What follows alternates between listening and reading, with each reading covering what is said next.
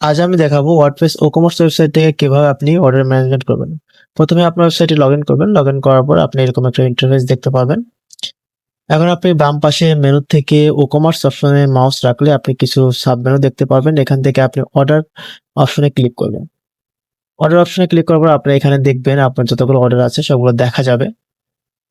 তো আপনি যে অর্ডারটি দেখতে চাচ্ছেন সেই অর্ডারটির উপর ক্লিক করবেন, অর্থাৎ অর্ডার নাম্বার এটা, অথবা আপনি এই নাম অথবা নামের উপর ক্লিক করলেই আপনি অর্ডারের যে অর্ডারটি আসছে সেটি দেখতে পাবেন। আমি ক্লিক করলাম, এখানে কিন্তু আমার অর্ডারের ফুল ডিটেলস চলে আসছে। কয় তারিখে অর্ডার করছে এবং হচ্ছে কি প্রোডাক্টস অর্ডার করছে সব কিন্তু আমি এখানে দেখতে পাচ্ছি। অর্ডার এটা হচ্ছে প্রোডাক্ট, কি প্রোডাক্ট অর্ডার করছে, কত টাকা প্রাইস এবং হচ্ছে কয় তারিখে অর্ডার করছে এবং অর্ডার নাম্বার সবই দেখা যাচ্ছে। এখন অর্ডারটি যদি আপনি প্রসেস করতে চান কিভাবে প্রসেস করবেন এটি আমরা এখন দেখব।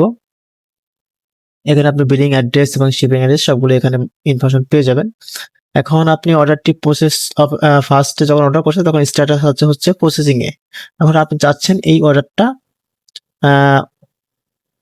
আপনি কমপ্লিট করবেন অথবা হচ্ছে আপনি ক্যান্সেল করবেন অথবা আপনি ফেইল্ড বা হচ্ছে অন্য কোনো একটা স্ট্যাটাস আপনি চেঞ্জ করবেন। তখন আপনি সেই স্ট্যাটাসটা জাস্ট সিলেক্ট করবেন এখানে। আপনি যদি পোস্টিং আছে নতুন অবস্থায় পোস্টিং থাকে, যদি আপনি কমপ্লিট হয়ে থাকে তাহলে কমপ্লিট সিলেক্ট করবেন। কমপ্লিট সিলেক্ট করবেন, জাস্ট এখানে আপডেট দেবেন।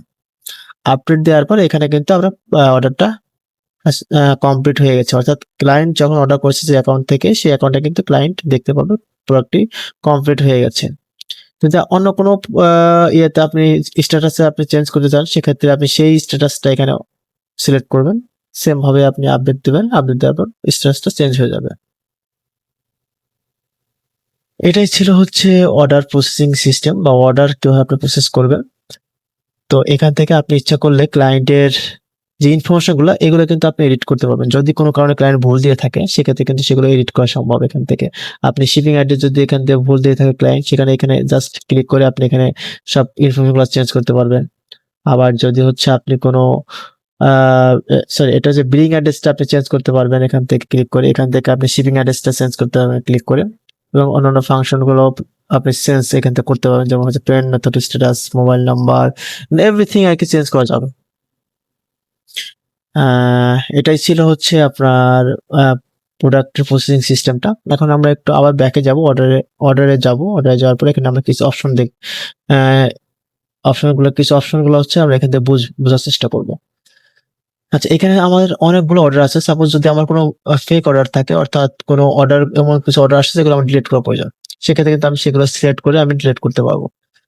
এখান থেকে ফার্স্ট হচ্ছে আমি সেগুলো অল সিলেক্ট করেও আমি ডিলিট করতে পারবো, অথবা আমি কাস্টম ভাবে একটা একটা করেও ডিলিট করতে পারবো। সাপোজ আমি একটা ডিলিট করে দেখাই, আমি এই প্রোডাক্টটা আমি এই অর্ডারটা আমি ডিলিট করে দেবো। সিলেক্ট করলাম, সিলেক্ট করার পর হচ্ছে মুভ টু টেস্টে ক্লিক করে অ্যাপ্লাই করবো। তাহলে এই অর্ডারটা ডিলিট হয়ে গেছে। এখন আমি চাচ্ছি যে আমার মানে ভুল ভাবে আমি অর্ডারটা ডিলিট করে দিচ্ছি, আমি এটা আবার পুনরায় আমি অর্ডারের লিস্টে নিয়ে আসতে যাচ্ছি। সেক্ষেত্রে আপনাকে যেতে হবে ট্রাস্টে গেলে এখান থেকে আপনি এই ট্রাস্ট থেকে আপনি জাস্ট যে অর্ডারটি আপনি রেজিস্টার করতে যাচ্ছেন বা আপনি অর্ডারের মধ্যে আনতে যাচ্ছেন সেটা জাস্ট সিলেক্ট করবেন। সিলেক্ট করার পরে এখান থেকে আপনি রেজিস্টার সিলেক্ট করে অ্যাপ্লাই দিবেন, তাহলে কিন্তু এটা আবার আগের জায়গায় চলে যাবে। এখন তাছাড়া যা আপনি এইটা সম্পূর্ণভাবে ডিলিট করে দেওয়ার জন্য ট্রাস্ট রাখতে চাচ্ছেন না, সেক্ষেত্রে আপনি এখানে সিলেক্ট করবেন। সিলেক্ট করা থাকা অবস্থায় ডিলিট পার্মানেন্টলি এটাতে সিলেক্ট করবেন, এখানে অ্যাপ্লাই দিলে কিন্তু আপনার অর্ডারটা সম্পূর্ণভাবে ডিলিট হয়ে যাবে। এটাই ছিল হচ্ছে আপনার অর্ডার ই-কমার্স ওয়েবসাইটে আপনার অর্ডার ম্যানেজমেন্ট করার সিস্টেম বা প্রসেসটা। পরবর্তী কোনো টিউটোরিয়ালে আবারও দেখা হবে। ধন্যবাদ।